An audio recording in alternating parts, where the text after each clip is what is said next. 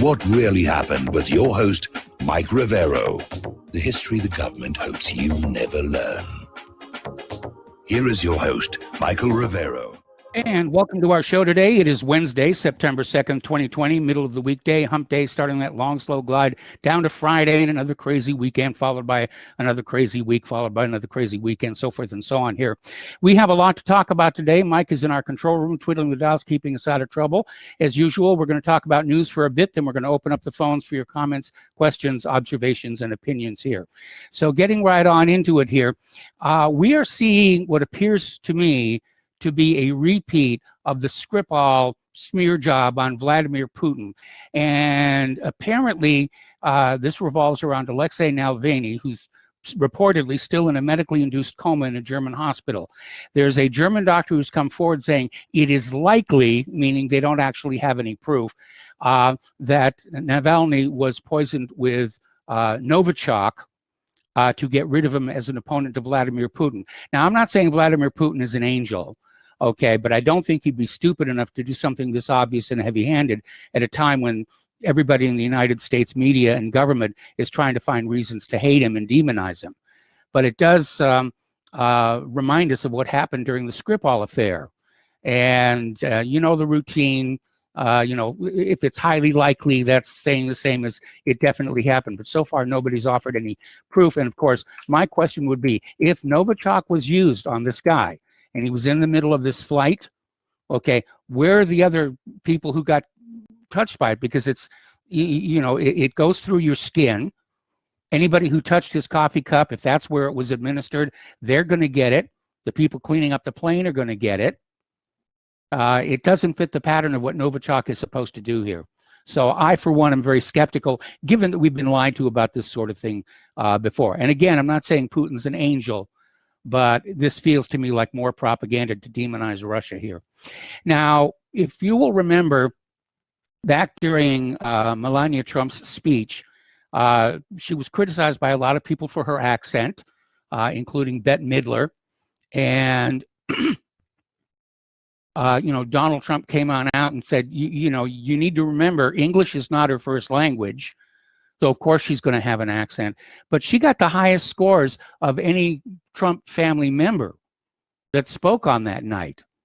So she did very, very well. And I forget how many languages she does speak, but it's quite a few here. So Bette Midler was a little out of line. She did apologize afterwards. But just this eagerness to go after Trump and his family. And my opinion is that the family should be off limits. Leave Barron alone, leave Ivanka alone, leave Melania alone until they become public figures running for office, and then they're fair game here. Apparently, Matt Drudge has run a story claiming that Donald Trump suffered a mini stroke and was dragging his leg. And the White House doctors already come on out and said, no, that's absolutely not true. And I think what's going on is the Democrats are trying to level the playing field by saying, all right, Joe Biden's got some dementia, but Donald Trump's had a stroke. And really, what a picture of American politics they're putting on out there, where the two men running for president of the United States of America are suffering these severe medical problems. Can't we come up with anything better? Can we go back to Tulsi Gabbard? She's healthy. She's in great shape right now. But apparently Trump slammed Matt Drudge for his website, The Drudge Report, leading with the story about how the president denied he had a mini stroke that links readers to a video where Trump is purportedly dragging his right leg. My understanding is he stumbled on a stair, which happens to all of us. It's happened to me. Anyway, now a little bit of good news for Donald Trump. He's won a 3-week reprieve from being forced to hand over his tax returns to Manhattan prosecutors. He calls it an arbitrary fishing expedition. But a federal appeals court yesterday blocked a New York prosecutor from obtaining Donald Trump's tax returns while the president's lawyers continue to fight a subpoena seeking the records. The 3-judge panel ruled after hearing both brief arguments from both sides. And it's a fishing expedition. On the other hand, Trump is very nervous about this. He is saying that if those tax records are released, he'll be irreparably harmed. Now, it may be that there's some money in there that is questionable, or he may simply be trying to hide the fact that he's gone bankrupt a few times in his business career. He's not the wonderful business mind that everybody likes to think he is. he's made some mistakes in the past here, and maybe he's just concerned about that. Anyway, this Democratic data and analytic firm that's very much pro-Biden is making the rounds, and they've been on Axios on HBO, pushing this idea that Trump is going to have an election day landslide, but it will be reversed when all of the vote by mail ballots are counted. And they're saying the Democrats are using vote by mail because they're afraid of the coronavirus, and the Republicans are all going to vote on election day. So it will appear that Trump will have won by a landslide, but that it will be reversed in the week or two after that. They're not even trying to hide the fact they're going to retroactively stuff the ballot boxes, and I hope Trump's legal team is looking at ways to stop this. Now, my opinion is going to be that if the ballots are not there on election day, they should not be counted. Unfortunately, they've managed to finagle this rule change where ballots that haven't been delivered on election day are still going to be counted. And you know how easy it is to fake a postmark. Some of the ballots came in without postmarks, and they're still being counted. I mean, this is a joke. This isn't an election. It's a heist. It's a hijacking of the country. And I think that if they try and actually pull that off, if Trump wins in a landslide on election day and they come back a week later and say, no, Joe Biden's your president, I think there's going to be a very nasty reaction among the American people.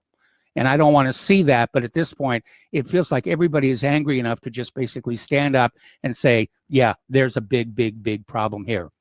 Okay, Joe Biden is apparently getting desperate to get his name out there, because players of Nintendo's Animal Crossing New Horizons are now getting digital yard signs on the game promoting Joe Biden and Kamala Harris. And there are 4 sign variations gamers can download. They feature the official Biden-Harris sign, a Team Joe logo, a Joe Pride, and one with aviator glasses painted red, white, and blue. Animal Crossing is a dynamic, diverse, and powerful platform that brings communities together from across the world. Christian Tom, director of digital partnerships for the Biden campaign, told The Verge about the effort to reach voters. So now they're doing political ads inside computer games. If I buy a political game, that's the last thing I want to see. If I buy a computer game, that's the last thing I want to see.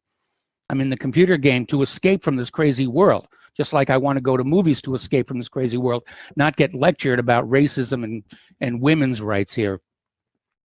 Which, by the way, I think is probably time I mentioned HBO's latest offering, which is Lovecraft Country. And hang on a second.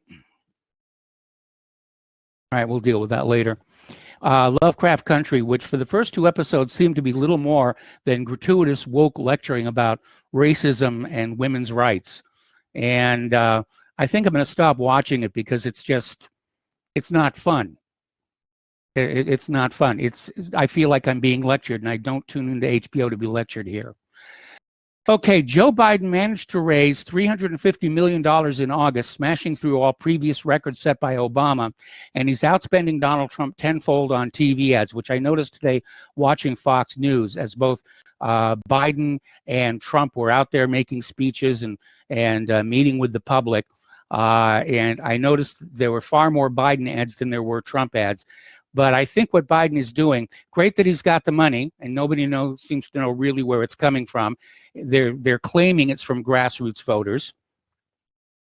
But I think what they're trying to do is a fast burn, which is a term that you copy from film distribution, where you get on out there and you advertise something just as fast as you can, as hard as you can, to get everybody into the theaters all at once to see something before word of mouth gets out there and kills future ticket sales.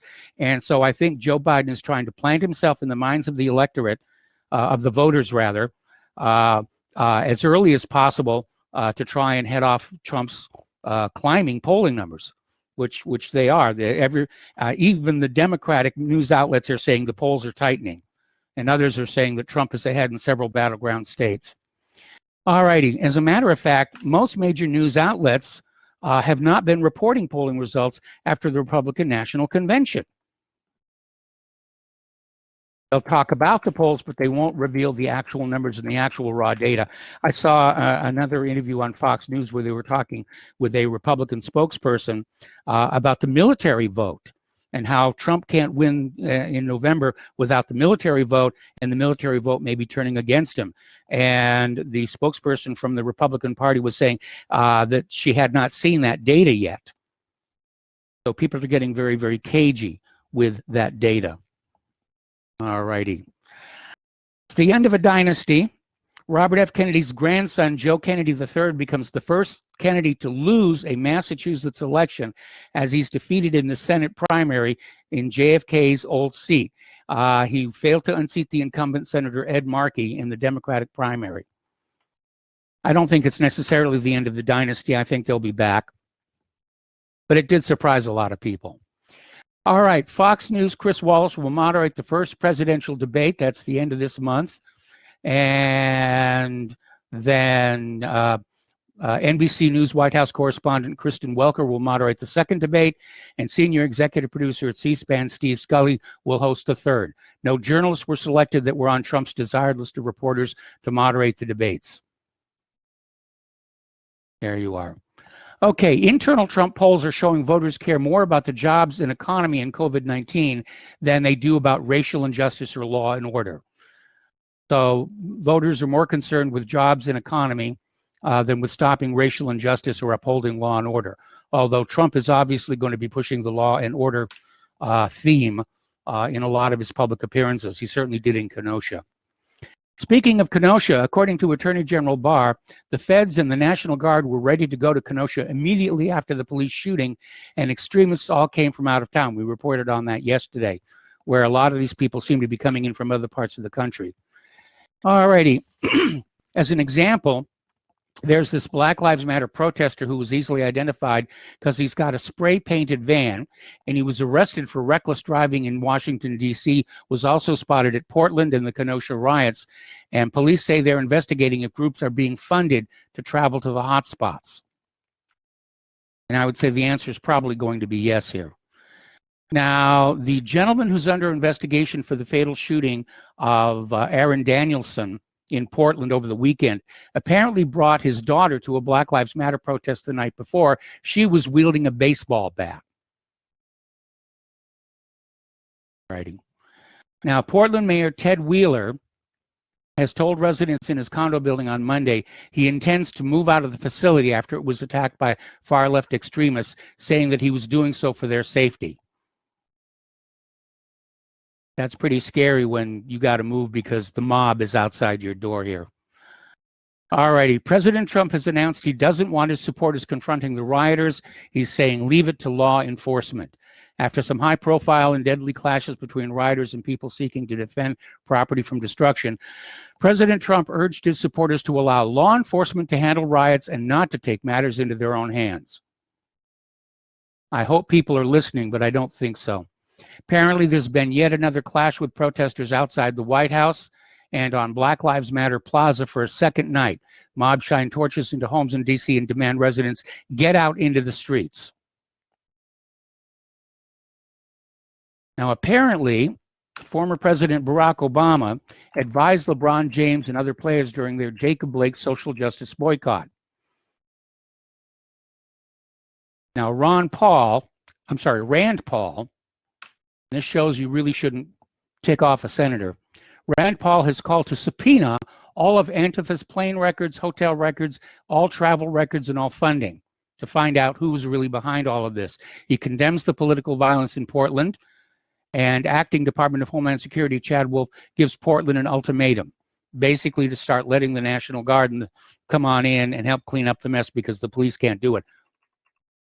Apparently, the mayor of Portland has called out to other resources within the state to come on in and is being refused.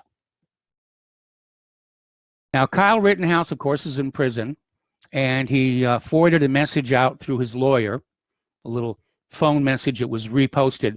I just want to thank every single one of you from the bottom of my heart. Now, Twitter has started censoring Kyle Rittenhouse's legal team. Apparently, they didn't like that recording of the phone call. Facebook has banned all links to fundraiser for Kyle Rittenhouse, but allows legal defense fund for others. Remember, GoFundMe wouldn't do that, and he went to Christian crowdfunding, which is running a funding site. And I think they've got something like $900,000 in there, which when you're looking at legal fees, it's not really all that much here. But apparently Facebook allows legal defense funds for convicted murderers, accused murderers, and rioters. Now, Facebook is threatening to delete Mark Dice over a clip of Kyle Rittenhouse offering medical aid to protesters. Now, Mark Dice's account has over 800,000 followers, and he shared a video of Kyle Rittenhouse offering medical aid to protesters during the Black Lives Matter riots in Kenosha last week. Facebook doesn't want you to see that.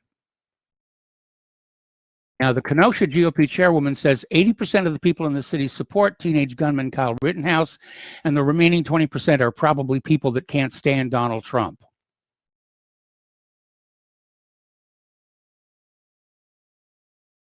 One of the attorneys for Kyle Rittenhouse is saying that leftists are attempting to find a way to bring harm to Kyle while he's in prison. This was on Tucker Carlson on Monday night.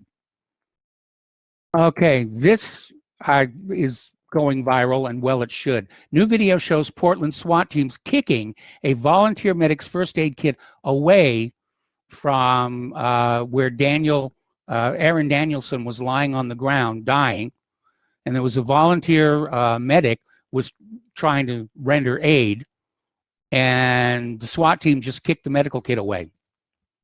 The footage was taken after Aaron J. Danielson was shot in the city, which has been under constant siege since George Floyd's killing in May.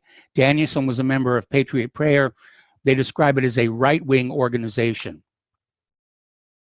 Out in Los Angeles, the sheriff's office are bracing for Black Lives Matter violence after the police kill a suspect. The victim was Dijon Kizzy, aged in his 30s, wasn't identified at first. He was the man who punched an officer in the face. Then he dropped a bundle of clothing that concealed a handgun, and he was shot and killed by the LAPD. And the LA Black Lives Matter branch tweeted, Los Angeles County sheriffs killed a black man, Dijon, on 109th and Budlong, and left his body face down in the dirt. We need all hands on deck. Please get here ASAP. The sheriff's office is saying this could turn out to be worse than the Rodney King riots. And I was in LA for the Rodney King riots. They were pretty bad.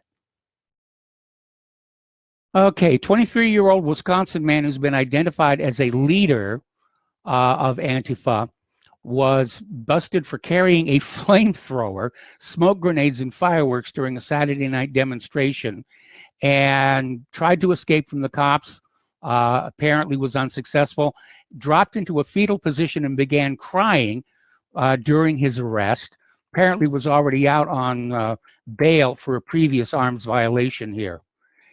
And here's where it's getting really, you're going to tick off a lot of people with this one. Black Lives Matter vandalizes Elvis Presley's Graceland mansion with defund the police and blank 12 graffiti. Not Elvis. There's going to be a lot of people who are really angered by that. It's a toxic brand, and they've done it to themselves. They really are. They should have stayed focused on injustice and police brutality, but they didn't. Now they're just on a rampage. They're on a riot. They're destroying their own public support with this kind of behavior. Over at MSNBC, pardon me, Joy Reid compares President Trump and supporters to Muslim terrorists and is getting slammed for her Islamophobia. On the readout on Tuesday, NBC's Joy Reid compared Trump and his supporters to violent Muslim terrorists and was immediately attacked, even by people on the left, for Islamophobia here. Now, cancel culture is really getting over the top here. The mayor of Washington, D.C. wants to rename or remove the Washington Monument, the Jefferson Monument, and the statue of Ben Franklin because they no longer reflect contemporary D.C. values. Well, I don't know about you, but I think it's going to be very difficult to move that Washington Monument. So we're going to take a break here for some commercials. We'll be right back after these few words. And welcome back to our show here. And a friendly reminder that Republic Broadcasting is in the middle of a perpetual fundraiser. And if we don't raise enough money, we're going to have to start selling off our control room technicians for medical experiments. So if you would like to help keep our control room technicians away from those doctors with their needles and vaccines and everything like that. You can mail a donation to Republic Broadcasting Network, 2251 Double Creek Drive, number 302, Round Rock, Texas, 78664. The phone number where you can make a credit or debit card donation is 800-724-2719, extension 3. The network and our control room technicians, thank you. All right, so we're talking about this psychosis that is permeating the leadership of Washington, D.C. And the mayor of Washington, D.C. Has marked several sites, including the Washington Monument, for possible removal. Good luck on that one. Also, the Jefferson Memorial and the statue of Ben Franklin as being somehow racist. Now, I don't know that Ben Franklin ever owned any slaves, but yes, George Washington and Thomas Jefferson owned slaves back when it was perfectly legal and acceptable for them to do that. Okay? And it's amazing how the liberal Democrats and Black Lives Matter and Antifa are so obsessed over things that happened 100 and 200 years ago and won't look at what's happening today. I think it's a cultural blindness. Anyway, we're going to go ahead and start taking phone calls here because they're already piling up here. Steve in North Carolina. Hello, what's on your mind? How you doing, Mike? Doing fine. I know it was gonna be the first caller. I thought it was in queue. I remember the first day you come on RBN about 10 years ago. It's been about that long, yes. Yeah, I remember the first day. I was gonna call you up and cuss you. Okay. I think I changed my mind. Yeah, but because you got an Apple Watch, don't you? I'm sure you got an Apple Watch. Yes, I do. Well, I'm a blind man, but you seem like the kind of individual that's got an Apple Watch. Yes. You like NASA and all that kind of stuff. Yes, I'm a technoid. So I want to know what are you going to do when the shit hits the fan? Well, we're going to hunker down and survive as best as we can. We've got storable food and storable water, and we're just trying to be as prepared as we can for when. So, have you ever hunted gators and frogs and been out in the swamp? Have you ever been out there? No, I'm in Indiana, and we don't have a lot of that around here. Yeah. So you're from Hawaii and Indiana. So you sound like a pussy to me. You sound like me. Okay, that's your opinion. So that's all I got to say. Okay. Bye-bye. Bye-bye. Thanks an awful lot. Okay, the phone lines are open, 800-313-9443. Okay, anyway. Tony Fauci is warning that COVID-19 might mean humanity has entered an age of pandemics. Frightening thought there. But they're still pushing the idea that this is a pandemic, and the numbers just aren't supporting it. They really aren't. Anyway, out in Los Angeles, the county is escalating the COVID-19 lockdown battle with John MacArthur's church by terminating the parking lot lease. So they've sent notice to Grace Community Church. The county is terminating the church's parking lot lease, the latest development in a continued legal conflict between the church and the county over the church's refusal to comply with COVID-19 lockdown restrictions. So we'll see what happens there. Okay, we talked about thousands join massive London rally against COVID tyranny. Rented lips. Berlin's anti-COVID-19 lockdown protest draws 40,000. Germans awake en masse. Judge orders German police to back off. Angela Merkel is condemning the protesters storming the German parliament over COVID-19 restrictions. So she termed it shameful. Said they had abused the right to demonstrate peacefully. Several hundred people tried to get into the Reichstag building on Saturday. CDC, this is good news. CDC and the Trump administration have blocked all evictions nationwide until the end of the year. And they're doing it to protect 43 million renters and keep them in their homes. Apparently, landlords who try and evict tenants face jail time, and massive fines, especially if the eviction results in a death. So the renters are being protected, which is good. But it's, at some point, the landlords are going to be in trouble because they didn't just buy these rental properties with cash that was in their pocket. They took out loans and mortgages, and they got to make payments on them. This is like a house of cards, and the bottom level is being wiped out right now. This is at best a temp solution. What are they going to do? Have a no foreclose on the landlords moratorium? I don't know.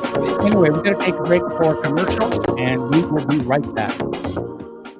Welcome back to our show here, and we're talking about at Republic Broadcasting Network. We have been building our online store. Okay, there we are. Are we on the air? Okay. Anyway, polarized America. 60% of Americans say the government's coronavirus response is making the pandemic worse.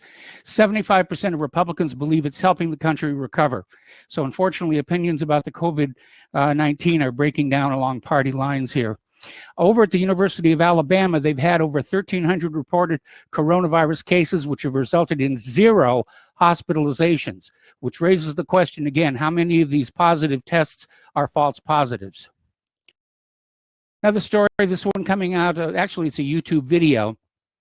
Gastroenterologist Professor Thomas Borody says a combination of ivermectin, doxycycline, and zinc has shown to be almost 100% effective as a treatment for COVID-19 based on the findings of 6 publications. It says the ivermectin has 2 roles. It blocks the landing sites on the spike of the receptors called AC2 receptor throughout the lungs and the gut. And secondly, it inhibits replication within the cell by using zinc, which is forces or helps to get in the cells. The doxycycline helps in these 2 areas as well. They're saying that if they use this starting now, this could all be over by Christmas. From the 6 publications we've actually examined it and published, it works close to 100%. We've been given a gift of these 3 drugs together that are already registered, licensed, and ready to use that work so well. I'm sure Big Pharma is going to be very, very unhappy about that. Okay, apparently police body cam footage shows a manhunt for a trespasser who's been living on Disney World's Discovery Island, who camped there during the COVID lockdown. Now, Discovery Island is a part of Walt Disney World that's been shut down. And apparently there are some areas in a lot of these parks where they start something and it doesn't really work, so they just sort of shut it all down. And apparently this guy got out to Discovery Island and has been living there, squatting, I guess, for lack of a better word. So the police are trying to hunt this guy down and arrest him. Okay, speaking of Christmas, the Winter Wonderland 2020 has been canceled over coronavirus concerns. The London attraction at Hyde Park brings in millions of families every year. Organizers said Winter Wonderland will be returning in November of 2021. Boy, I sure hope they don't do that around here. Here in Santa Claus, Indiana, they take their Christmas very, very, very seriously. Okay, we're going to take a phone call now from Mark in North Carolina. Hello, Mark. Welcome to the show. What's on your mind? How you doing, Mike? Doing fine. Mike. Listen, a couple of things. One is about our old friend, the coronavirus that this guy, I think his name is Goodman there on YouTube. He calls it the crowdsourced truth. Yes. Jason Goodman, he calls it the cronyvirus. But I just want to say one thing about with Fauci saying that there's more underway or something. I think Fauci, Gates, that other witch there, Dr. Burke, they need to be, instead of having them, Trump needs to not only fire them, he needs to have them arrested and brought to Gitmo for interrogation, if necessary, waterboarding, okay, to see exactly what they know. I have a theory now. I'm not, I'm not a doctor. I'm not a lab technician. I'm not a virologist. But I'm starting to get a theory right now that they might have meant this thing to be a lot worse. However, being that it was maybe biologic, that maybe by being, man-made, that it might not have the effectiveness they thought it has when it hits the air, when it gets into, general populations and hits nature, that nature they may not be able to, this kind of a virus, if it exists at all, is not Yes. capable of existing in nature the way a regular flu virus or something like that does. I don't know. I can't say for sure, but I'm suspicious of what else these people might try. These people are evil, Mike. I think they're up to no good. They basically want to destroy the human race for all intents and purposes, and they want their robot society. I think it's just greed, and I think the first thing we ought to do is find out how much stock in the big pharmaceutical industries these people have. We know that Bill Gates is heavily invested in that. Oh, yeah, that's for sure. Well, it's greed, too, but I think it's more than greed. I think these people are just really vicious, and they hate humanity. The other thing I want to get to is with Kyle Rittenhouse. Antifa pretends they're really, friends of the people, and they're anti-fascist and all this stuff.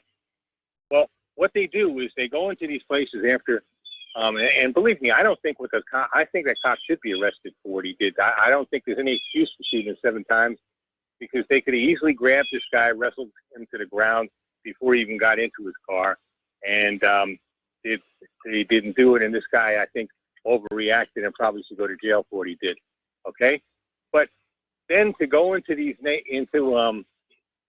area around Kinkosha, excuse me, and go around burning and destroying businesses owned by regular, middle class, working class type people, certainly not rich, small businesses. The same type of business already been hurt enough by this COVID-19 scam. This is criminal, and Kyle Rittenhouse was just trying to provide a little extra protection that the police weren't doing, because the police punked out and didn't go there and do anything. Well, I don't know whether it be at the behest of the mayor or they just were afraid. I don't know. Okay, but whatever the case is, that's what happened. Now, if they really meant business, if, let's say, Antifa really was the side of the people and against these, what I call predatory capitalists, they would go into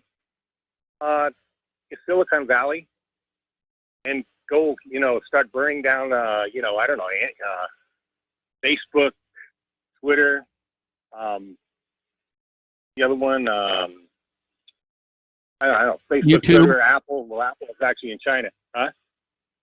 Or they go ahead and I don't even know where Amazon is located, where their main headquarters are, but wherever it is, go to Amazon and start burning that down. And then go to Wall Street. You need to understand, these large corporations have been funding Antifa and Black Lives Matter specifically so that their buildings aren't being targeted. Exactly, Mike, exactly. The same thing as they're funding ISIS and Al-Qaeda overseas to attack nations, places like Libya and Syria and Iran and all that, and do the bidding of the Zionists there of Israel too. You're right. That's what they're playing. And over here, they're using Antifa and Black Lives Matter, so-called Black Lives Matter. Really, they are the vast majority of spoiled white college kids and a bunch of criminals too, like the 3 that was shot by Kyle Rittenhouse. Okay, this is what they're supporting instead. But you're right, that's why they don't go ahead and attack the real predators, the real predatory ruling class.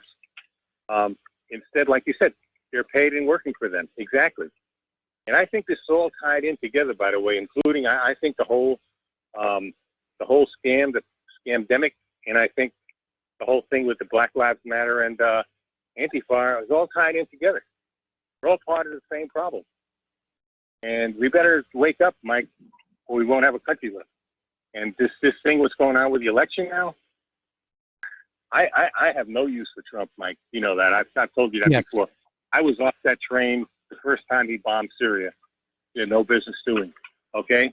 And, but I know if we got to get Biden and Harris, this country is probably not going to survive as a nation. No. Okay, or let's put it like this: we will go into a civil war, a major civil war. I think there's a possibility we can avoid it if Trump is in there. Okay, but I think we will definitely have it, because they will come after the guns. They will try to forcibly vaccinate us. And that's when it's going to be on. Carlos Zapata was on Alex Jones today, the guy who made that statement there in Shasta, California. About, you better watch out because there's a lot of people like me, veterans and stuff like that, and people are armed. And he said they could produce 1 million armed men, the snap of a finger, okay, if necessary. And that's what would get Biden and Harris. That's exactly what you're going to get, Mike. Yeah. In a war.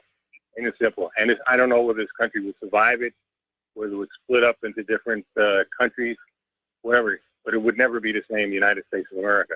I think we have a slight chance under Trump that we could still be the country that we once were. Okay, I don't have a lot of faith in it because I don't have a lot of faith in Trump. I think the man is basically at the best he's incompetent. At the worst, he's weak. Actually part of this whole thing. Huh?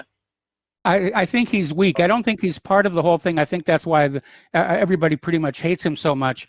But I think he's weak and easily manipulated. Yes. I agree with you on that, Mike. I agree with you. He is weak and he's being manipulated. However, right now, it's the only game in town because the alternate is just too much to imagine the damage that a Biden-Harris, it would really be a Harris administration, would do to the country. Horrendous. Really horrendous. And as far as the foreign policy goes, the warmongers and all that, if anything, they're even more warmongering than Trump is, okay? They're not, they have an obsession about Syria still, about Assad, President Assad there in Syria. So, and they have an obsession about Russia. If anything, they would be more likely to get us into a World War III with Russia, and that would, of course, would probably be the end of the Bill Gateses might really get their wish, the end of mankind, except Gates will go along with it then, unless he gets, all right, So anyway, Mike, you have a good day, all right? All right. Anybody else has to say? All right, I want to hear from, hopefully we'll hear from Dustin and from Tom. I want to see what they got to say about this. Right. I'm sure they'll call in during the show here. We tried to connect with Dustin yesterday, but we were having system problems somewhere along the line here. All right, thank you for the phone call. We're going to let you go. The phone lines are open, 800-313-9443. Governor Ron DeSantis has fired Quest Diagnostics for dumping months-old data from 75,000 tests in one single day. So if you're wondering where they're getting the high numbers, that's where it's coming from. Boston Dynamics, that company, they're doing wonderful work with robotics, and apparently one of their robot dogs has been modified and programmed to sniff out coronavirus symptoms in patients from over 6 feet away at a Massachusetts hospital. So that must be something for the people walking the hallways to see that dog coming along and sniffing at them, or whatever the robot does that passes for a sniff. The FDA nears approval of an injectable biochip implant for COVID detection linked to computers. The Department of Defense and you knew this was going to be coming, the Bill and Melinda Gates Foundation have partnered with a Silicon Valley company, Profusa, to implement a technology which could control our minds and bodies. What may seem like science fiction is in fact happening in real time. A permanent chip made of an advanced material called hydrogel irreversibly ties humans to the internet cloud. The chip, about the size of a grain of rice, provides feedback to a database on changes in body chemistry and other biometrics. The company says technology will be used to detect COVID in the general population before symptoms actually show. Now, the FDA is also skipping phase 3 trials on COVID vaccines, turning the American people into guinea pigs for Big Pharma's high-profit medical experiments. The arrogance of those who worship vaccine science is on full display. The Food and Drug Administration just made a commitment to authorize millions of new COVID-19 vaccines before the already corrupted phase 3 trials are complete. The arrogance is so brazen, Trump is putting the military in charge of rolling the vaccine program out. The Department of Defense has already awarded a $138 million contract for pre-filled syringes, as if safety and efficacy studies do not matter anymore. All right, we're going to go back to the phones here to Peter in Los Angeles. Hello, Peter. Welcome to the show. What's on your mind? Mike, I just want to follow up with what Mark just said. And he was saying that discussing the possibility, slim possibility, of ever getting back to where our country once was. And I would tell you that is never going to happen. And the simple reason is that we have a political leadership who, for the most part, is of our same ethnicity, but who is willing to sell out the majority population of this country unjustly, for employment, for rights, for admissions to schools, and it's going to go on and on. It's only going to get more. It's sold out. It's willing to sell out our First Amendment rights to the interest of a foreign country, as Israel has absolutely skewered the First Amendment, and you're not allowed to criticize it in now 28 states. We have a foreign policy that is dominated by a foreign government and a fifth column lobby of Jews sympathetic to Israel, Israel first Jews in America. And so our media is run by these same people. Our banks are run by these same people, but they're willing to, our legislators, we have people more than willing to make the payoffs, and we have the whores in the legislature who are willing to sell out their own children in order to take those payments and to get us into those wars and to surrender our rights. And we will never get back to where we were. We're going to be lucky as the white, quote, majority. We're going to be lucky to survive the next 10 years. Well, I still hold the opinion that this country is heading for a major, major fall, and that our best course of action is to be prepared to start up a new country based on the way things used to be in this country. Constitution, Bill of Rights, and certain controls on extreme wealth and special interests. Mike, it will never get back that way, and the Bill of Rights. You know why? Because we have an quote a woke, entitled black minority of 13% that now expects and demands that they get rights beyond everybody else. Yes. And God forbid if you're white or if you're an honorary white and Asian. By the way, they did away in California with all SAT and ACT. Yeah, I no saw more that. Metrics out here. No more metrics here. Of course, that's going to penalize the high-achieving Asians, the high-achieving whites, and just Hey, award Peter, I'm going to admission. put you on hold. Peter, don't go away. I'm going to put you on hold. I'm going to come right back to you after these words from our sponsor.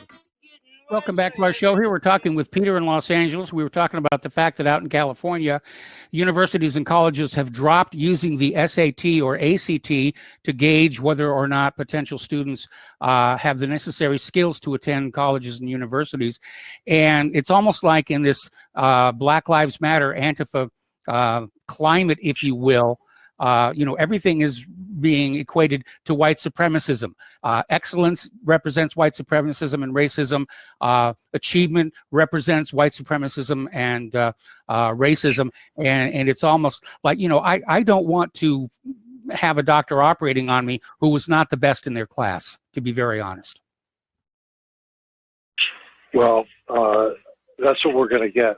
But the root cause of this all, honestly, is a group of people with absolute supremacist leanings, Jewish supremacists who can print money out of nothing and who can buy Congress and manage to turn this country represented supposedly by mostly white and mostly Christian representatives in Congress and the president, everything else, and has managed to show them to be the complete whores that they are in order to sell out their own countrymen, their own families.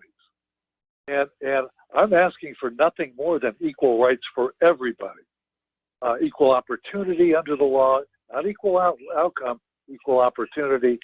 And we're never going to get it because he's run the media, who run the banks and can print money out of nothing, have it in for us, and we better get used to the idea that they've got to get taken down or they will take us down, as they already are.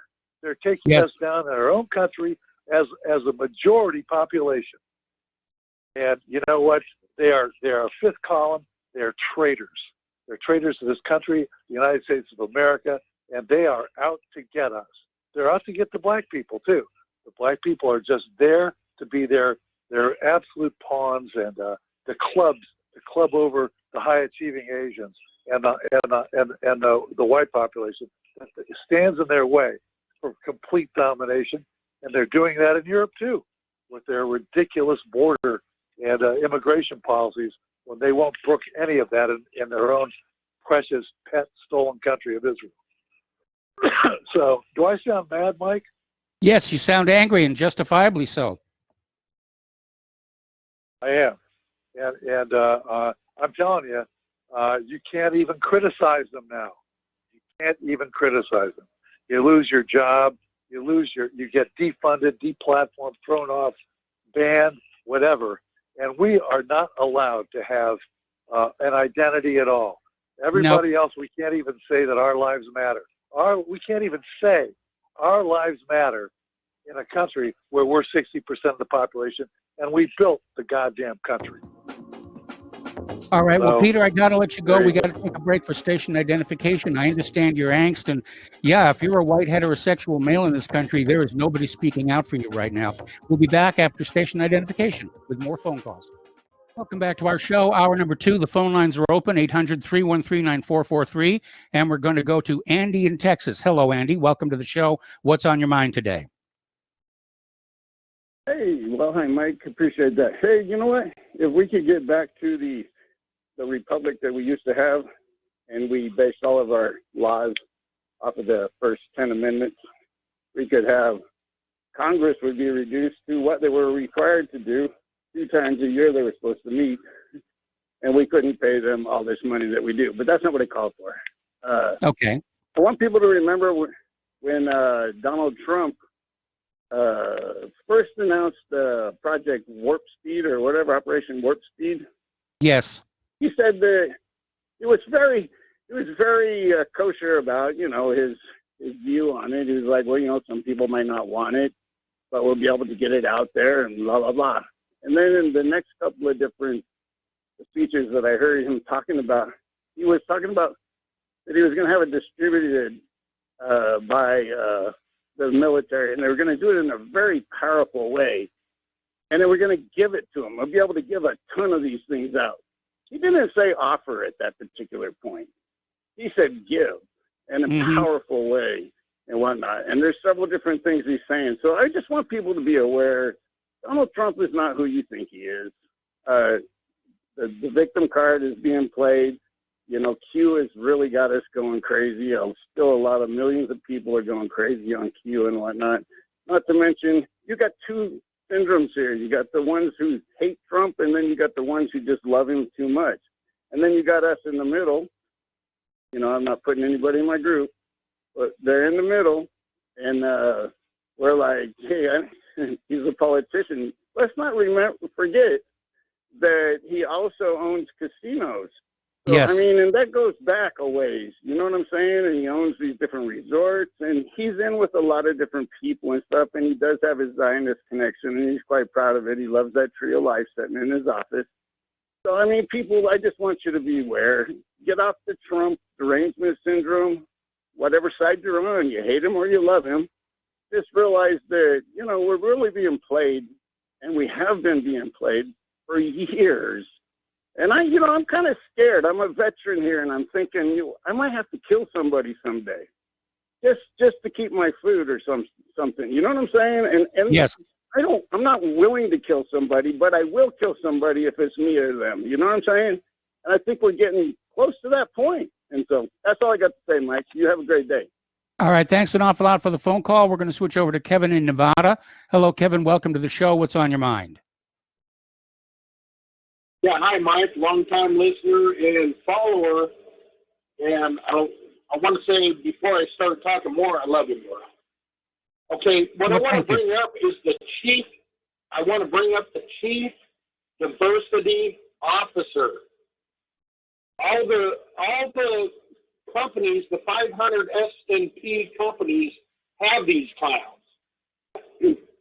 and their average salary is $250,000 a year. Boy, I'm in the wrong line of work. Yeah, we all are. Hey, and Obama had 8 years to put in a lot of this stuff, and it's not just about Obama. You know what I'm saying? Yes.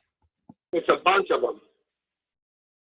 And the other thing I want to talk about a couple days later, I know you don't believe it when they say, oh, well, why hasn't the Department of Justice gone after these people, the pedophiles? And when I find myself thinking that I'm on the FBI side, I kind of think of Kenneth Kennedy. Remember him? Not off the top of my head, no. The John Doe number 2 from Oklahoma bombing. Yes. Okay. Yes. And who was the deputy? It mistakes me now. Who's the guy? You know the guy who was in charge of Fast and Furious? I'm blanking on that too, I'm afraid. Yeah, no, you see, that's the problem, is you've been involved in all this so many years, and same with me, and we get information overload, and right now, I'm finding, hey, wait, I'm on the FBI side? Terrence Yeagy, remember him? I've been called a racist, and in my top 20 most important Americans, I say Terrence Yeagy. I'm sorry. The black cop who went into Oklahoma City, he shot himself in the head twice, jumped a fence, and ran 2 miles. Yeah, I remember that one. Yeah, so, I don't know where I'm going with this, but we're being played. Well, we're always being played, unfortunately. Yeah, unfortunately. But, yeah, a big thing is, these people, these bureaucrats who've been in these jobs that pay so much money every year, so much, hundreds of thousands of dollars a year, they're still there.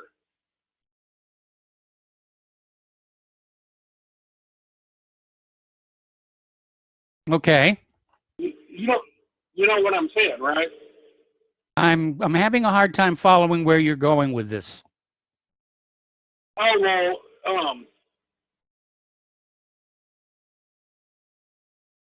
why would, with the chief diversity officers, why wouldn't these companies give millions? And with these embedded people who have been covering up crimes, remember the FBI agent who said right away, hey, we have ammonium nitrate explosion in Oklahoma City. Yes, and he was there. So he was an explosives expert. I remember him. He was an explosives expert who'd spent the previous month out in the deserts of Nevada blowing up trucks with ammonium nitrate and fuel oil. Correct. Well, Nevada and New Mexico. And why should we believe any of them? Or why should we? I guess I don't know even my point of the phone call. I'm just getting frustrated because, I hear you on the side of the FBI and at times, oh, I'm on their side too. But, if you look back, you've been doing this for years. I've been following stuff for years. And if we look back, the FBI, they've been dropping the balls and right in the middle of everything. By the way, I'm getting emails saying that Eric Holder was in charge of Fast and Furious. Yeah, Eric Holder.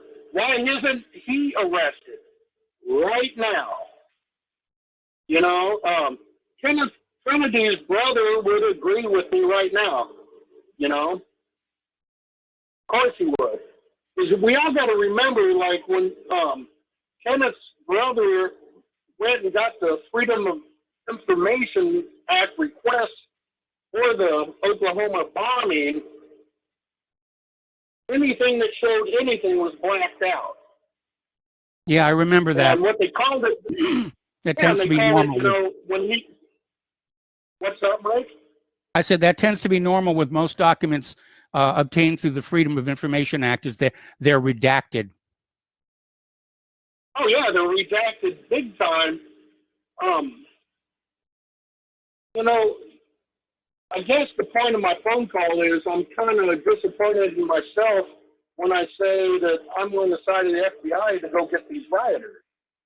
So right when, I don't know if I made the connection, I'm not sure if you did, but remember the Bureau of Land Management and out in Mesquite, Nevada?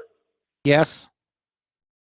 And then all of a sudden, Black BLM Lives Matter comes out, and where's the Bureau of Land Management and all of their outrageous abuses? It's gone. Now we're on their side, right? We're on their side. There is no there. Okay, Kevin, I'm not sure you're really making a point here. I think it's just a coincidence that Black Lives Matter and the Bureau of Land Management have the same initials. I don't think there's a linkage there. No. Well, the reason why I do think is because the Bureau of Land Management, that protest went away. It's gone. Have you heard a word in 4 years about the BLM, Bureau of Land Management abuses? No, that's because they were forced to back off by public opinion. Anyway, Kevin, listen, we got other callers waiting on the line, so thank you very much for the phone call. We're going to have to let you go here and switch over to Miles in Maine. Hello, Miles. Welcome to the show. What's on your mind? Aloha, Michael. This caller that calls in, we don't know Trump. Okay. All right. We don't know Trump. He's gone through how many investigations, trials, lawsuits, and we don't know Trump. But here's what we do know. We know Joe Biden. We know Hunter Biden. We know the Ukraine scandal. We know all that. We know Kamala Harris. We know Pelosi. We know the Democrats. We know their agenda. I hope we can wake this guy up, Michael, and these other anti-Trumpers. There's two games in this town, and one's a loser. One's a total loser for the people. One instantaneously institutes the dreadfulness we all hope we'll never see. Period. Okay. And this you make a valid point there. This other fool that called in, and he says, you're a, you know what, I'm not even going to say it, because the reason I'm mentioning this guy to be a fool, and I usually don't say anything like that, but there's a lot of very nice ladies that call in. I think is one of them, the one that has a little bit of an accent, although she loves calling in and talking to you like all of us. And, there's a whole host of them that they call in and they're wonderful. And thank God this dummy didn't do that when Claire was on here or something, because that would have been absolutely disgraceful, I think, to this show had Lady Clara, lovely Lady Clara, been on here to hear this guy, And well, she's knows? Surprisingly resilient. Well, she married you, right, Michael? Yes, that's true. That was the trial by fire. So anyway, though, that's just my commentary. But you know what? Yeah, we don't know Trump. We don't know everything. We don't have a crystal ball, but we know what we're up against. I still think we know what we're up against. So, and that's where we're at with things. So, Michael, thank you so much. Have a great show. All right, thanks an awful lot. We're going to switch over to Steve in New York. Hello, Steve. Welcome to the show. What's on your mind? Oh, actually, Dave. I'm sorry. Sorry, Mike. Sounds like Steve. Okay, Dave in New York. Yes. Let me take it off. Yeah, Mike. And now you were a school teacher. Is that right? I taught remedial math at a high school level, and then I taught computer animation at the university level. Okay, all right. Well, sometimes I like the perspective of school teachers, because they tend to look at everything, and they look at it a little differently. Now, there was this report out, and I think reading comprehension is very important here, and that's why I mentioned that. The report is this week, CDC quietly updated COVID-19 numbers, blah, blah, blah.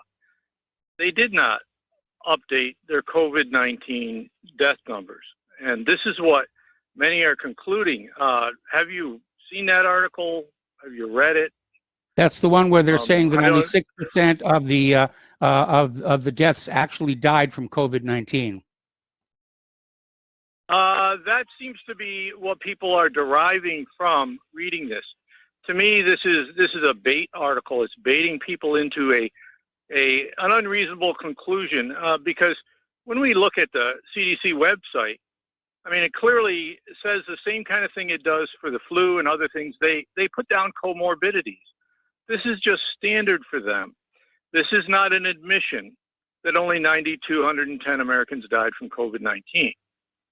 And, you know, you see this? Did you look at this carefully, or you're still digesting this among 1,000 other things?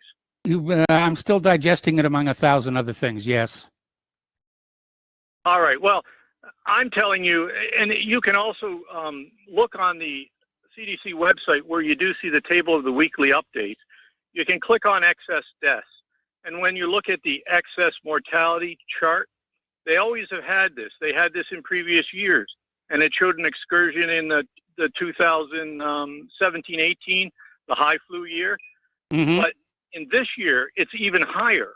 So if you integrate under that curve above the average line that's there, the moving average or something, okay, yes. Basically this has been done by another article, and they say the excess deaths tally in the U.S. is 204,691 in 7 months as of August 15th.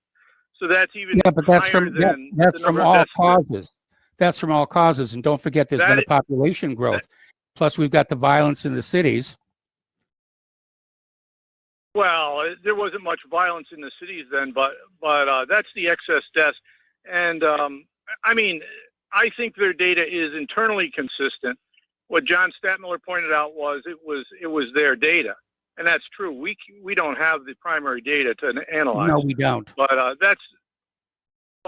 that suggests that, I mean, even COVID deaths could be a little higher, or the other excess deaths could be due to people that were locked in their home and afraid to go to the hospital. I mean, certainly there was some of that as well. Yes. That's the point I like to make, because people on the network are taking this article and running with it, which is, to me, extremely irrational. And I think there's a COVID-19 denialism, a desire in the population, as there is a Trump-loving or Trump-hating desire. And I think we need to be rational and not polarized by feelings or impressions we have or predilections. Yeah, but you said it yourself. We don't have the primary. We don't have the primary data, and if we don't have the primary data, all we've got left are assumptions and opinions and hopes and dreams and desires. No, because the CDC has always used all these death certificates going in. The only way they could pervert it was by telling people, listen, you put down COVID-19 regardless of what happened, a motorcycle accident. And so there's some false reporting there, but we don't know how significant that is. I think the other point is that, yes, but there's some things that are well known. There are people that are having lung damage and all kinds of blood clots through their whole system, affecting different organs. And this, even with some asymptomatic people, there are reports of this. And Chris Martenson deals with this every week on his videos. He goes into the details. He's a pathologist. So I think that's a good place for people to look. But the severity of this to people who didn't even die is significant. Now, so I think we just need to be honest about trying to look at what we're seeing here and trying to assess it. I understand it's difficult for us all. Okay. That's it. All right. Well, thanks an awful lot for the phone call, Steve. We're going to switch over to Bruce in Texas. Hello, Bruce. Welcome to the show. What's on your mind today? Hey, how you doing, Mike? I'm doing fine. Great.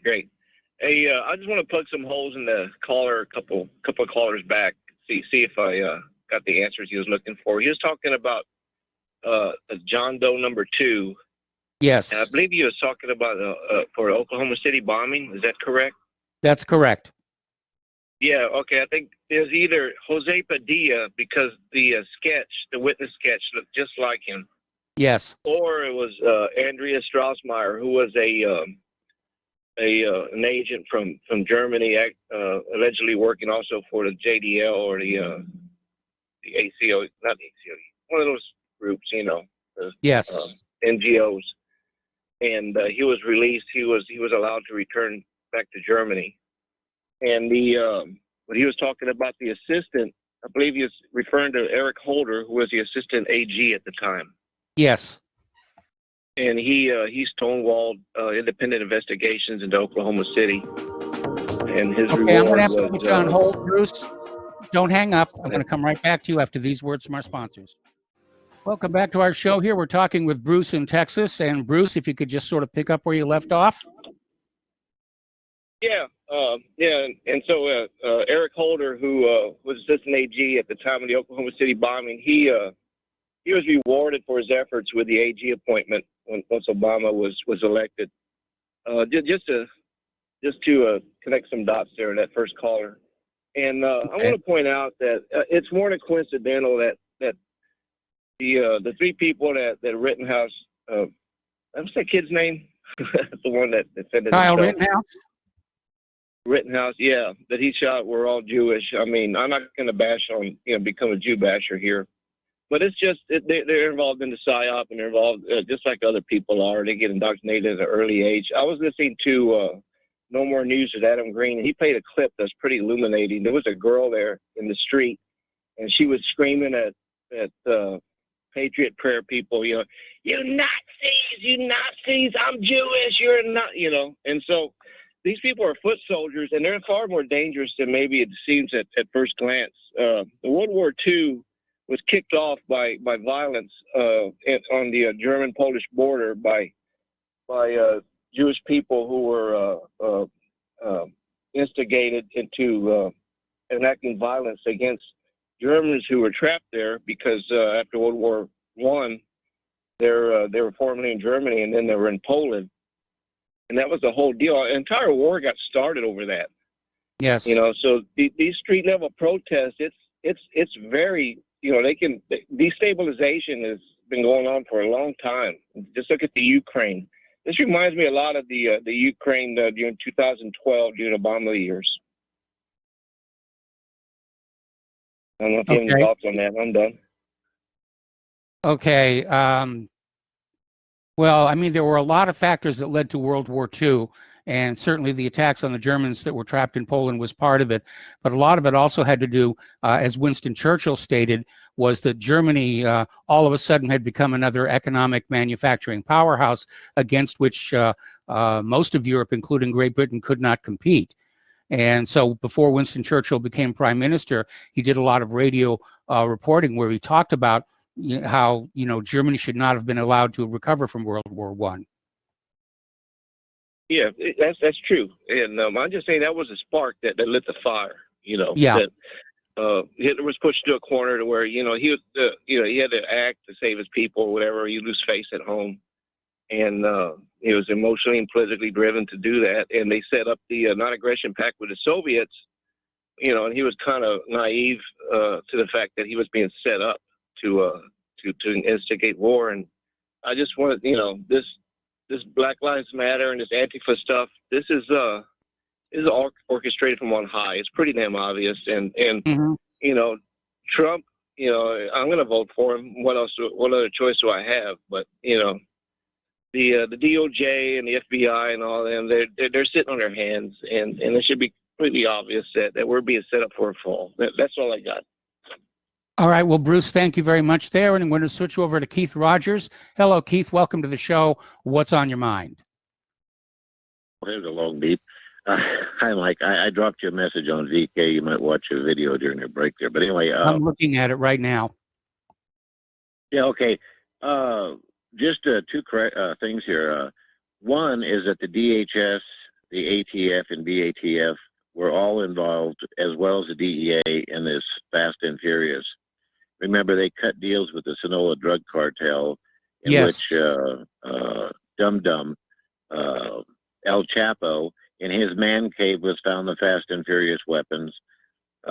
This was to disperse the rivals of what I would call the CIA, which is no different than looking at Oliver North, to how he became president of the NRA with his backgrounds with the Contras affair, you know.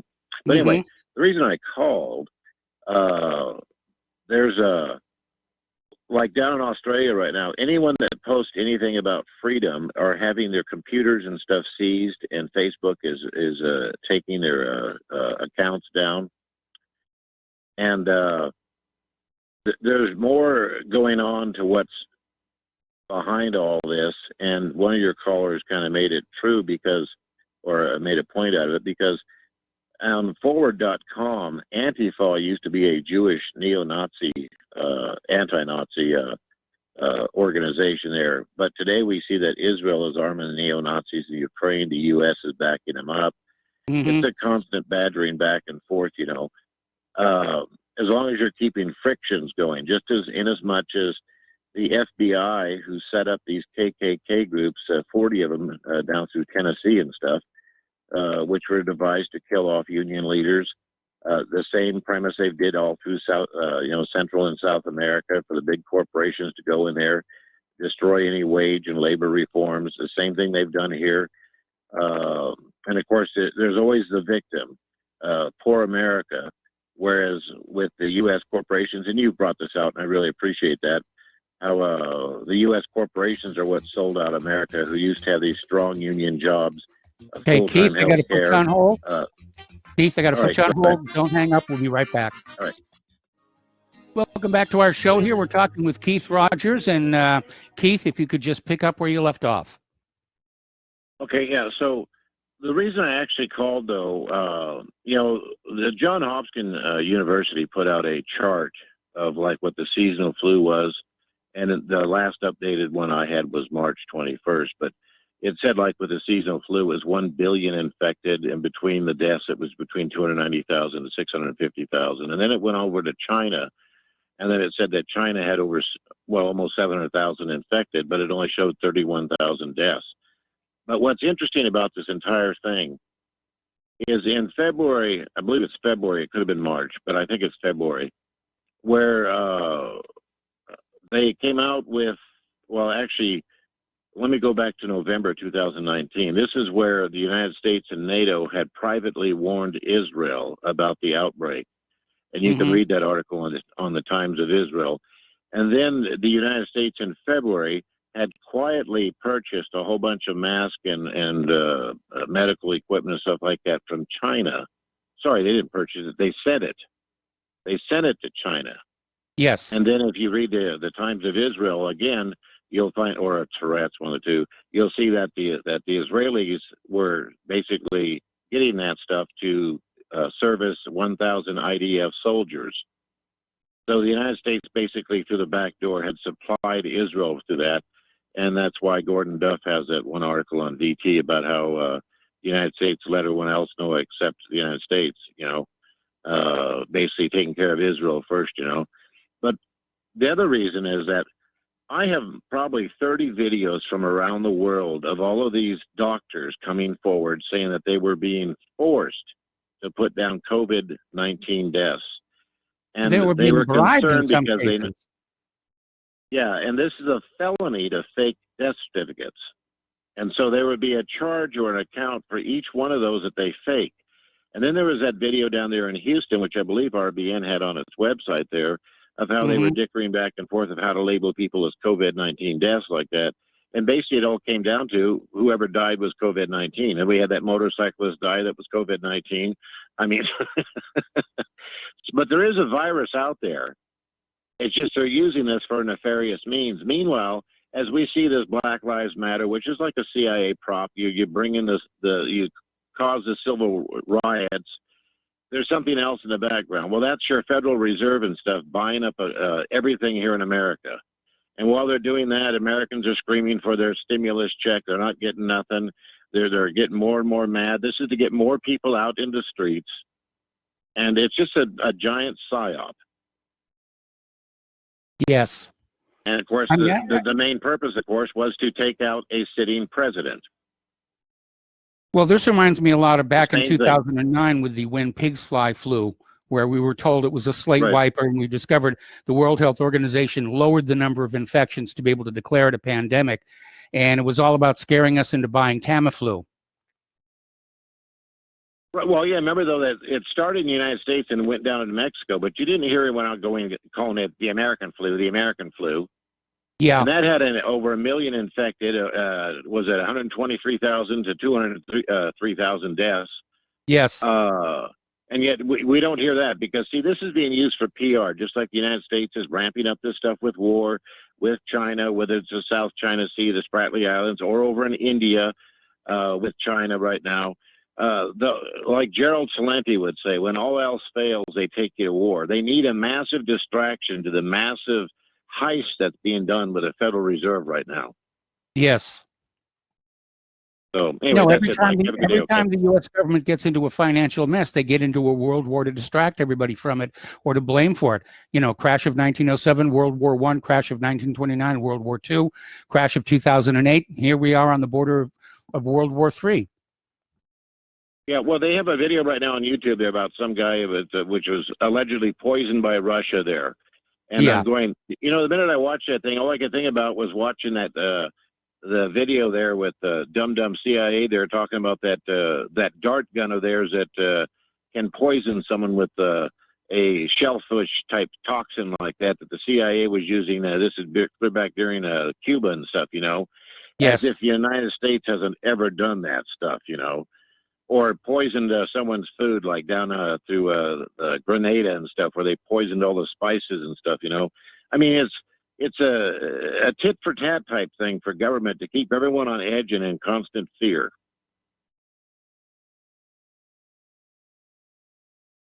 Now they say even stomach pain is a sign of COVID. I mean, they want you to run to the hospital and everything. That way the hospitals are getting paid for this. Remember? Was it $38,000 a patient or something like that? $38,000 if they get them on a ventilator. I think it's $3,000 just for saying it's coronavirus. Yeah, so I mean, it's a massive ripoff, and Americans are going to pay for this with the coming inflation and hyperinflation with what the Federal Reserve's doing. That's the biggest psyop in the world. Anyway, thanks, Mike. Okay. All right, thanks an awful lot. We're going to switch over to Tom in Florida. Hello, Tom. Welcome to the show. What's on your mind? Yeah, Michael. Good day to you. Yeah, Mike, just want to I couldn't make it yesterday, but I want to talk about, you had a caller yesterday, Dan from Washington, I believe he brought up a good point on something, systemic racism that affirmative action has put on white America is absolutely disgusting. I believe affirmative action has Trump, if he gets a second term, he has to put that to an end. He has to end this systemic racism of affirmative action. I call it affirmative action because it's not really helping nobody, okay? That's one of the main linchpins of the destruction of this country is affirmative action. You should get a job because you're qualified, not because of your skin color. Okay, that's got to be thrown in the trash heap. But here, Mike, here's what's really going on. What I wanted to call you about. You heard about this Democrat in California named Vernon Jones? Have you heard about this Democrat, Mike? Vernon Jones in California? The name sounds familiar, but I'm not sure what he's done. Well, what he's done, Mike, is he's exposed all these blacks for not stopping the illegal immigration to California. He's a black congressman in California. Maybe Pete will call in and tell you about it. This guy is exposing the Democrat Party, the Democrat Party. He said 50% of the black vote should go to Trump. He was one guy. He was the one that he was with Rand Paul when they were trying to beat him up here after the convention. And Vernon Jones is telling all these blacks, the Democratic Party has allowed all these multiple millions of illegals, 30 million illegals, to take your jobs from you, black America. That's why he's basically coming out now saying that half the black electorate should vote for Trump because the Democrats have for the last 50 years promoted the invasion of this whole country with illegals to take away jobs from black Americans. They're the ones that's really getting punished by this. Whites too, but not as much as the blacks. The blacks are ones who are really getting punished by illegal immigration more than anybody. And you hear a lot of crap saying, well, there's jobs that black or white people won't do that illegal to do. I don't believe in that, Mike. I believe if you pay them a halfway decent wage, anybody will work those jobs. Yes, I agree. There's some tough jobs out there. I'm not going to lie.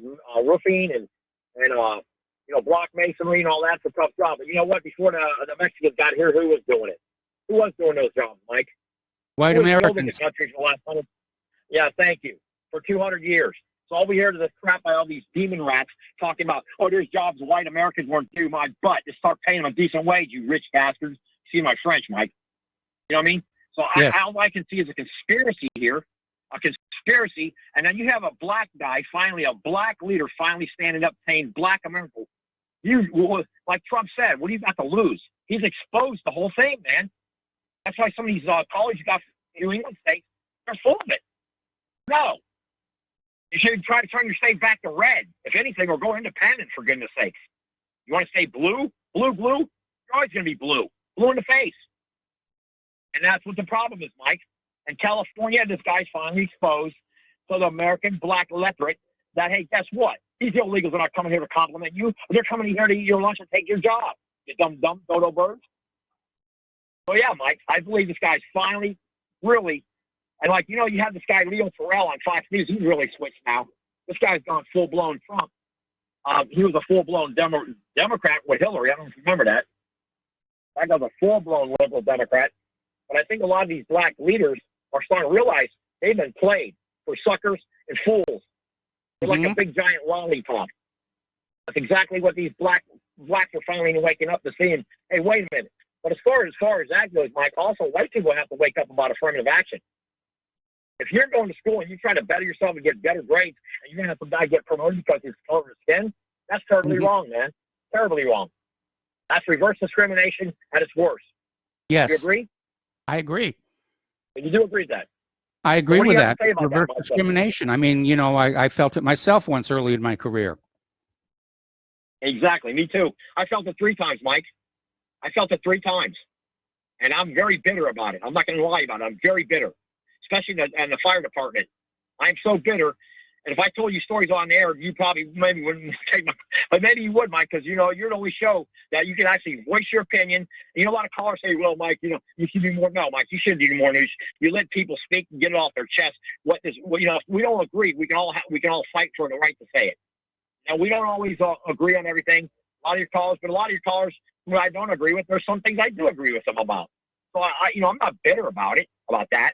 I'm bitter about the politics of our country, like with affirmative action, illegal immigration, and I'm really more bitter than anything that it's always the fault of the white man. The white man's good. No, we did everything good for everybody, not bad. Bad are some things that maybe we need to correct and then do get corrected. But I still say we're the greatest country ever in history, the United States of America, with our founding fathers. They weren't perfect. You know what, Mike? They're the best next thing wherever you could go. Believe that. So I just want to get that off my chest. But I think this guy Jones is really, really exposed. He's open the can. And then you got Paige Pelosi with the video Trump's got. He should run that every second where she's going in there getting her hair done and telling everybody else they can't. That's Paige Pelosi. What a hypocrite. And by the way, Mike, one more thing I'm going to hang up and let you go. I got to go myself. I want you to talk about AOC and Pelosi and who really is in control now after Kennedy lost in Massachusetts last night. AOC running the Democratic Party, Mike, not Pelosi. She's in total control, AOC and the squad. They're running that party. And they're going to run it right into the ram shot into the ground. That's it. Paige Pelosi's not running anything in that party anymore. And now with that video, I think Trump's going to put her, finally bury her, get rid of her. She's gone. She got to turn about face, that Pelosi, because she's a lying hypocrite. You agree, Mike? I agree. I think AOC's definitely taking control of that party now, and Biden, and Bernie, bumbling Bernie and Biden. I mean, well, Bernie's actually got more brains than Biden. There's no question about that. No question. Biden's going to be taking orders from AOC, Mike, in the squad. That Tony Nasheed and all that shit, that's who he'll be taking his marching orders from. You can bet on that, Mike. So that's basically all I got to say today. I just want to, there's things that get information I don't agree with him on, but, he has to be right on about affirmative action. That's all it is reverse discrimination against whites. That is, I mean, it started out with the noble ambition of equality of opportunity, but then it mutated into forced equality of outcome. And that was, you know, our society started devolution at that point. Absolutely. And, you know, Mike, the thing is, we are the majority. The white, all the callers, your callers that call in, these guys got to realize we're the majority. We're not the minority. And the black Afro-Americans only make 6% of the population, Mike.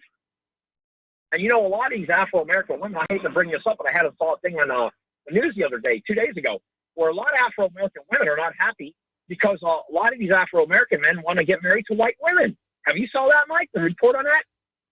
No, I didn't, but I'm not surprised. I've been seeing a lot of TV commercials that have mixed race couples, and I know it's politically correct and woke, but they may be selling that idea to black men that you're more socially acceptable if you have a white wife. Exactly. And let me tell you, the Afro-American women are not happy about it, Mike. They're extremely upset about all this nonsense, as well as in all the other different cultures. They're not happy. They want to keep their men in their race. Can you blame them? No, I can't blame them. I don't get it. Well, they're promoting it, like you said, in a commercial like crazy. So that's another thing that's got to be brought out, too.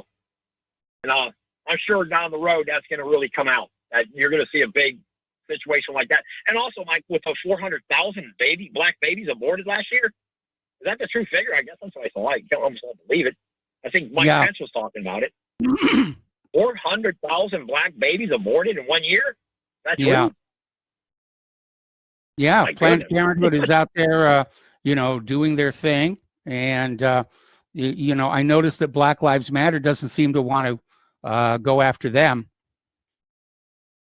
Well, accordingly, Mike, there's I believe it's almost 2 million more black women in this country than black men. So you can understand how the black women must feel. Yes. You know, and then a lot of Afro-American men, they want to go with white women. I don't know. I can't figure it all out. And they all want to vote Democrat, and I believe this time Trump's going to get 25% of the black vote for sure. I'm almost sure of that. That's all I got basically got to say, Mike. And I hope you get a chance to look at Uncle Tom in White Man's Bird, Mike. Talk about all right, I'll try and fit it in this weekend here. I'm a little overloaded right now, but I will try and get to it. All right, Tom, thank you for the phone call. We're going to let you go. The phone lines are open, 800-313-9443. Getting on back to the COVID-19, Apple and Google will notify phone users who have come into contact with someone diagnosed with COVID-19, even if they haven't downloaded a track and trace app. They're going to automatically send notifications to some users' phones if they've come into contact with a person infected with the coronavirus. Well, obviously, they're tracking people infected with the coronavirus through their cell phones. And I'm not exactly sure how that's going to work without violating the HIPAA requirements. But they're starting to do that. And maybe it's a good thing and maybe it isn't. I'm not entirely sure yet. Anyway, the number of Americans with depression symptoms have tripled amid the coronavirus pandemic as stress levels rose and savings accounts dwindled. Okay, the left-wing Philly mayor ripped for indoor dining in Maryland, while restaurants he banned from the same services in his own city suffer and fight for every nickel. Left-wing Philadelphia Mayor Jim Kenney is getting called out for hypocrisy after a photo emerged on his social media showing him dining inside a Maryland restaurant over the weekend while eateries in his own city suffer from his ban on indoor dining. Now, getting back to Nancy Pelosi and her little hairstyle thing, she confirmed she got her hair done indoors at a San Francisco salon, says she didn't think she did anything wrong. But apparently she waltzed into a shuttered hair salon in San Francisco, got her hair blown out without wearing a mask. Got to take a break for commercials. Back with the last segment of our program after these few words. Welcome back to our show. Here we're going to go back to the phones to Pat in Fort Worth. Hello, Pat. Welcome back to the show. What's on your mind today? Hi. I just wanted to talk about this death certificate because a guy about 4 times ways back, he was saying, well, you can look at the death certificate. He doesn't know how those are formed. I mean, you could call in the county, whoever it is that declares people dead. He'll put down whatever you want him to. He don't care. The one here in Fort Worth, I don't want to get into it. He changed about 250 of them one time when people questioned him, and he's the one that let all the bodies from Waco thaw. He was in charge of keeping them I frozen. remember He that. didn't. Yeah. Well, anyway, and Tim, who does it, and then if you won't go along with it yourself, a family relative or whatever, they'll go back and they'll go to the nursing home, and that doctor will sign it, and you don't. There's not a thing you can do about what they put on there, because you can't do any proceedings without a death certificate. You got to prove they're dead. Okay, and then there's nothing you can do about it.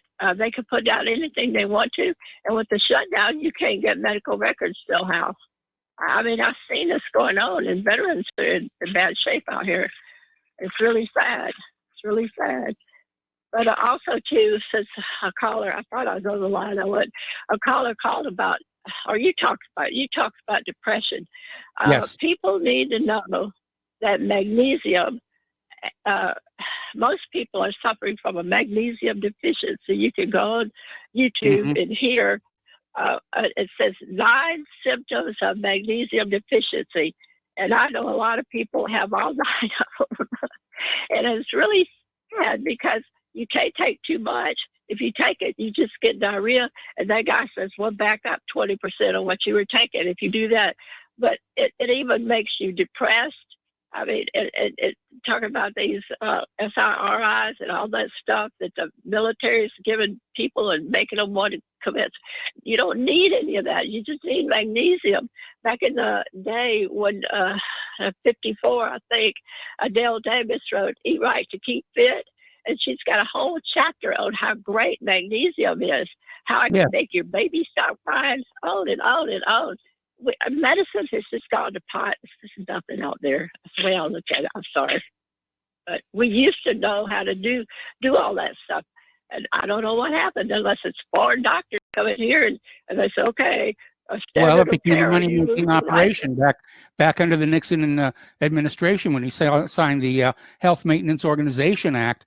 It basically turned medicine from a service into a for-profit business. And that's what it's been about all ever since, is for profit.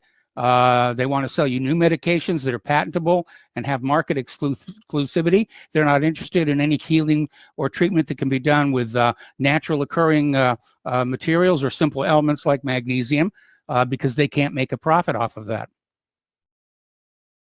That's right. And they try to suppress the knowledge. It's hard to believe.